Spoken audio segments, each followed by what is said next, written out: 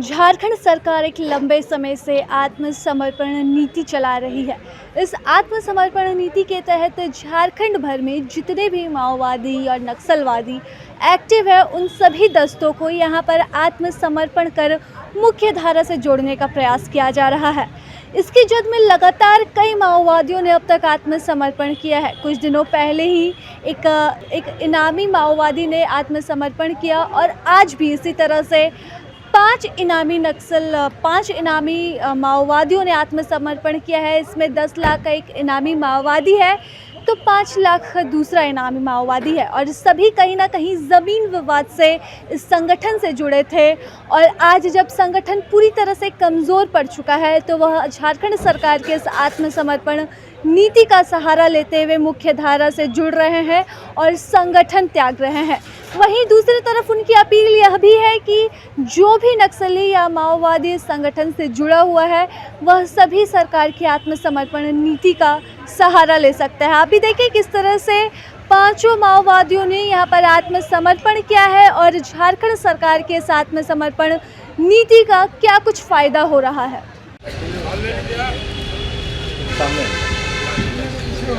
कोलेश्वरी सब जोन में लगातार अभियान चलाया जा रहा था और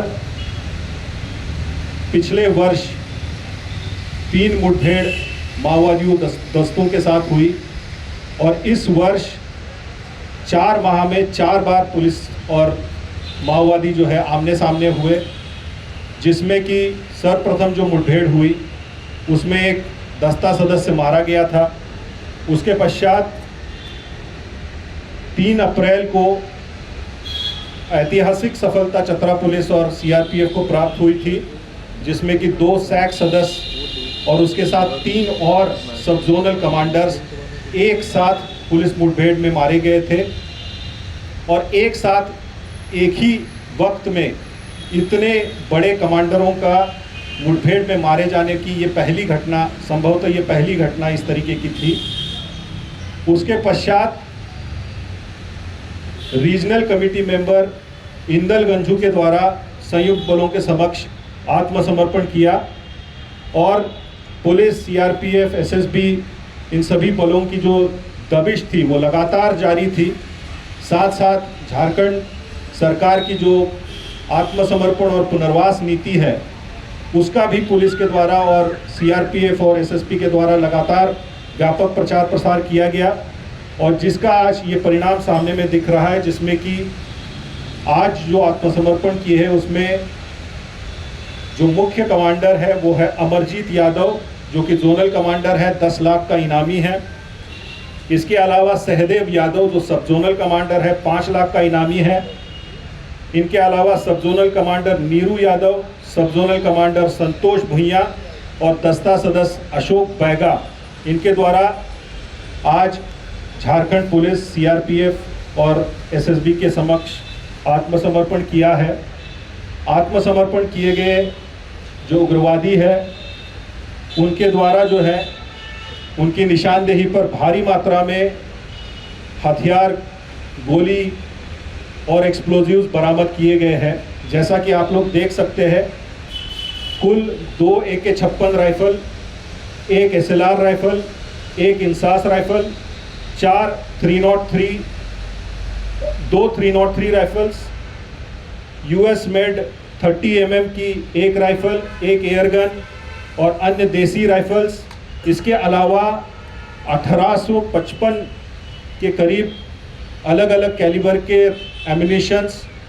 ऐतिहासिक दिन है और ये जिसके तहत 5 जो माओवादियों ने, जो कि कोलेश्वरी सब जोन में सक्रिय थे, आत्मसमर्पण किया है। उन्होंने स्वयं आत्मसमर्पण करते हुए बाकी जो अपने आर्म्स एमुनेशन के साथ आत्मसमर्पण किया है। ये घटना एक एंटी नक्सल ऑपरेशंस में एक मील का पत्थर साबित होगी और जैसा कि आईजी साहब ने पहले ही इस बात का जिक्र किया है कि इससे जो है कोलेश्वरी सब जोन और चतरा में जो नक्सलवादी गतिविधियां हैं उसका लगभग पूर्ण रूप से सफाया हो चुका है। ये घटना संयुक्त बलों के जो एंटी नक्सल ऑपरेशंस हैं, झारखंड पुलिस के साथ सीआरपी व अन्य बलों के साथ जो उस इलाके में ऑपरेशंस हो रहे हैं, उसकी तारतम्यता में देखे जाने चाहिए। विगत माह में हम लोगों ने एक ऑपरेशन करा जिसमें गौतम पासवान में उनका दस्ता उसको निष्क्रिय किया और मुठभेड़ में मारा गया।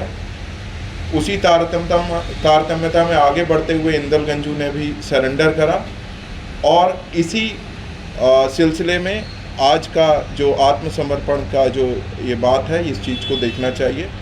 ये संयुक्त बलों के जो एंटी नक्सल ऑपरेशंस हैं उसमें एक सफलता का द्योतक भी है और जो राज्य सरकार की जो अपनी आत्मसमर्पण और पुनर्वास नीति है उसको प्रोत्साहित करते हुए हम लोग और बाकी बचे हुए जो नक्सल हैं उनसे आह्वान करेंगे और आह्वान करना चाहेंगे कि जिस प्रकार इन्होंने आत्मसमर्पण करा है वह सब भी आत्मसमर्पण करें, ताकि हम लोग जो झारखंड राज्य से है नक्सलवाद का सफाया कर सकें। प्रभातखबर.com, विश्वास वही, रफ्तार नहीं।